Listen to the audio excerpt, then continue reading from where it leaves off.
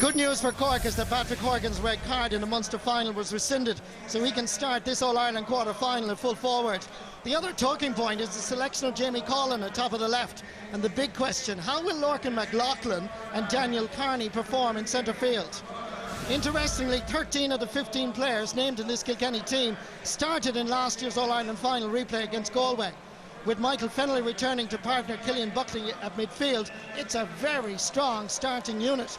The name Henry Shefflin appears on the team sheet for the very first time in this remarkable summer.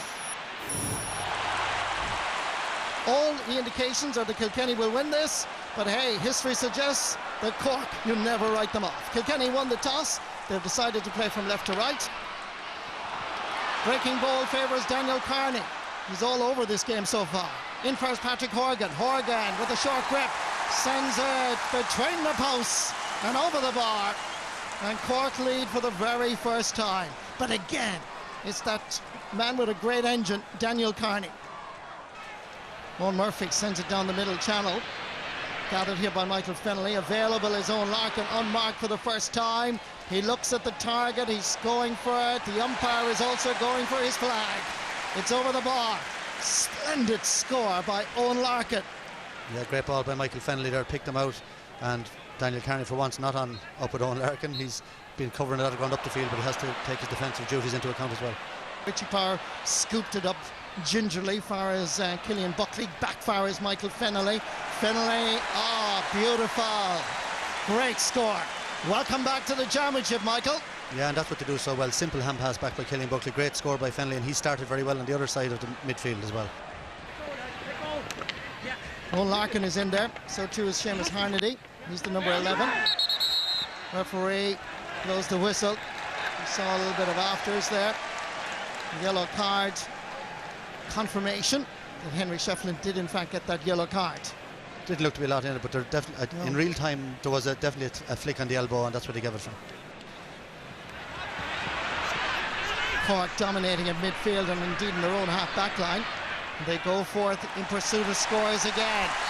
Seamus Harnedy puts his name on the score sheet for the very first time in this All-Ireland quarter-final.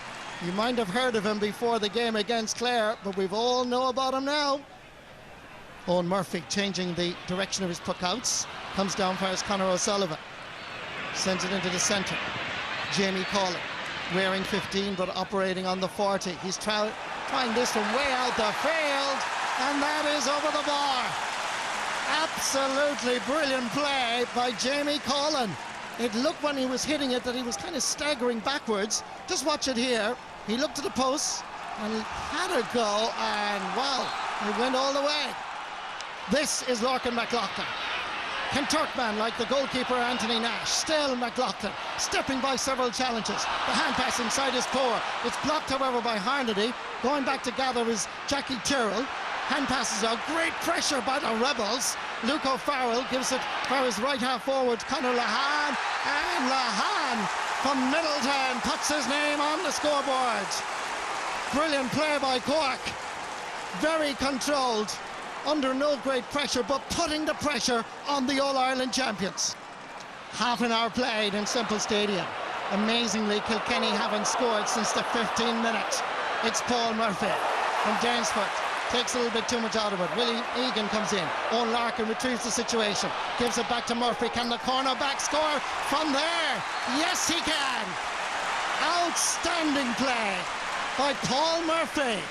Now, what a player Paul Murphy has become over the last number of years, Marty, and maybe that'll lift some of the players around him. A great long puck by Anthony Nash. In comes Jamie Collin. And it's Henry Shefflin that's coming in for a challenge. It's a second yellow, and Henry Shefflin is sent off. Oh my word. Well, the story of the hurling championship, every chapter, as we flick a page, something new develops. Henry Shefflin in his first championship match has been sent off for a second yellow. And this was the incident. High challenge, yes. Yeah, it's a yellow card. The first one, as I said, we didn't really have a clear view of it. There was a little flick earlier on in the game and 2 yellows and he's gone. Patrick Horgan takes the free and gets the point. then even before the ball is thrown in, we've a row in the middle of the field, and the ball has been thrown in. There's still a fight going on, and the referee Barry Kelly is watching it. Michael Fennelly is involved, and so too is Lorcan McLaughlin, who has kicked his helmet away, and meanwhile Kilkenny go into the attack behind the back of Barry Kelly. Here comes Kilkenny. Quick response inside the large rectangle. There seems to be a dangerous ball, and that has to be surely a free and a penalty. Just watch here now, pull straight across from there. 5 times an All-Ireland medalist. It's Richie Parr. Here he comes. And the referee has blown a whistle, and he wants it to be retaken because Tommy Walsh seemed to be inside the large rectangle, ahead of the sliotar and ahead of the penalty being taken, which was quite bizarre. Here's Richie. Brilliantly stopped by Anthony Nash, followed through. Oh, what a save again, and it's deflected over the crossbar. Oh, drama at the Kilkenny end that we're likely hardly ever to be matched. But what about that for brilliant goalkeeping? Richie Parr, saved by Anthony Nash. He allowed the gap. Nash was there again. Here comes the bullet, deflected over the crossbar. Still Lester Ryan. Hand passes it for his own Larkin. Flicks it forward nicely for his Colin Fennelly. Larkin's gone for the return. Fennelly's gone for the score. Easy ball for Anthony Nash. Looks around and spots his captain. Patrick Cronin took his eye. Oh, a lovely little flick from Tommy Walsh. He gets the return pass, and up goes the white flag. Beautiful little hurling. Now it's 3 points in it again. Seamus Harnedy, good control. Hand pass. There is Daniel Carney. Ball sent forward again. There's Patrick Horgan. Little jink. Onto his left. Oh, fantastic. It's his 9th point of the game. 5 from frees, 4 from play. And what about that for a piece of Horgan magic? Ball in deep. Towards Stephen Moylan. Paul Murphy under a bit of pressure. Moylan, crossfield ball over for his Luke O'Farrell. Trying to get inside the cover.